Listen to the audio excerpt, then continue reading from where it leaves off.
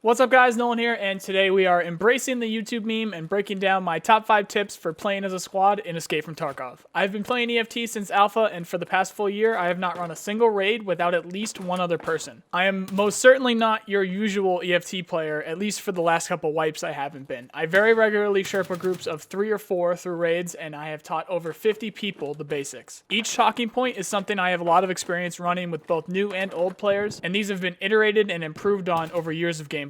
The ideal viewer for this video is an EFT player with reasonable map knowledge that can direct movement and call out danger areas on the given map that you are playing on with your squad. Tip number 1 is welcome to Tarkov, or this is Tarkov, whichever one you prefer. If you fully embrace the fact that Tarkov has issues, whether it be an error or bug hard-coded into the game, desync, or just bad luck, respond to every anxious situation with welcome to Tarkov, or this is Tarkov, load up and go back out. This stops every argument that you may have with your friends or just angry situation and turns it back around to whatever you were talking about before that scav blacked out your legs or your buddy accidentally hit a wall with his grenade that bounced back and killed you. Trust me, it works wonders and makes your time with your friends much better all around when you just remind yourself that this is why you're here, you like the pain, and you want more with a please and thank you, because this is Tarkov.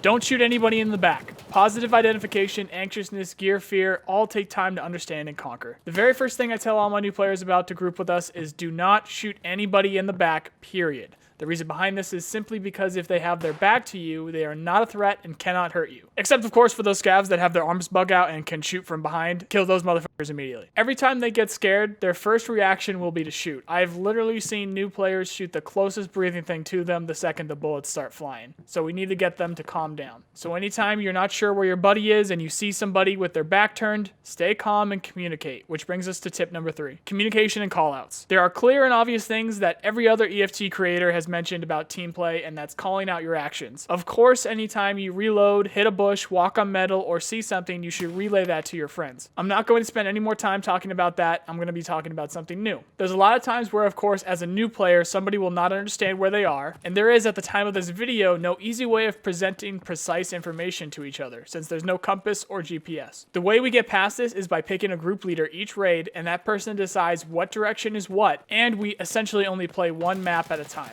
At least until people start understanding the maps better, we found this to be the best way of communicating. So how we do this is simple. Every corner, tree, or hill that we move past, the leader calls out, "This is front." That way, instead of hearing "that rock over there" or "in the trees" 3 times, it now becomes "trees on our right" or "rock on our left," and everybody understands that because a few steps back, the leader called the direction we were moving in, and it was in a straight line, so everybody understood it. The second thing the group leader does is give everything a name as they move. Find major landmarks for the surrounding area and relay it to the team. Perfect example being something like, do you guys see that 3-story red house with the flat roof? Or do you see that black SUV that's missing a wheel? Specific things like that. This, I admit, will take some practice, but it has worked well for us until people learn the maps and callouts. The reason we only play one map is because it's easier to relay info based on past experiences. So something like, remember that time that we got sniped by that guy on the big rock? Or if you got into a big fight on a specific hill, then you can use that. Stuff like that, on top of the fact that you'll learn the map much quicker if it's all you play.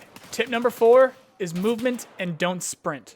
Again, of course, you should always make sure to stay spaced out. Make sure that you do your best at keeping eyes out in every direction and never have multiple people looting one body at a time. There's a few things my groups always do on top of those. We never run unless absolutely necessary, which makes it easy to identify threats both visually and audibly on top of being quieter. If the group needs to separate, the number 1 thing we call out is, "I am running." That way it is easy to ID an enemy. Of course, that leaves us open to an easier kill if somebody gets the drop on us, but that is going to be our own fault due to the path that we took or to the lack of security, which can be taught. This also leaves us full access to our stamina. Many intelligent players that have the drop on somebody will wait until they stop running, because on top of being just an easier target in general, in EFT it also probably means that they're out of stamina. Unless somebody in our group gets hit enough to drain their stamina, everybody can sprint to cover and spread out instantly. Another buddy check we use is looking up. Most games people buddy check by jumping, which can be difficult to time correctly in Tarkov. For us, we use looking straight up as our buddy check because there is 0 chance anybody will be doing that at the same time. It doesn't cost stamina, and it's still obvious to see what that person is doing. Tip number 5 is specific gear loadouts. There's a lot of stuff in Tarkov in terms of gear that you can equip that significantly changes the outline or just the look in general of your player. In the case of armbands, we actually use these in the exact opposite way they're intended. We make sure none of us ever wear an armband of any color, in turn making it easy to shoot anybody on site that's wearing one. The same goes for large backpacks and specific helmets. The backpacks that stick out significantly and the low-level helmets are easy to ID, making them easy kill on site. Now, this isn't as much a tip as a play style, so I'm going to call this tip 5.5, which is patience in and out of game. EFT is its own gaming genre with the way the game is played. Patience almost always wins, so just because you have 4 other people behind you doesn't mean you can rush any enemy and win. You are still as killable as you were last raid, depending on the gear. Be patient both in and out of game. You will get killed by your friends, you will die because somebody shot or made noise when they shouldn't have. Getting angry about it and not playing with that person anymore isn't going to solve the problem. Depending on the map you're playing, there's a specific player limit. So for every new guy you bring, there's going to be one less sweaty fort guy to worry about. The cool thing here is that over time, the new guy will be less and less likely to get you killed and eventually start helping you, while the fort guy will always be there no matter what to kill you. Do you think I really enjoy teaching all these new players?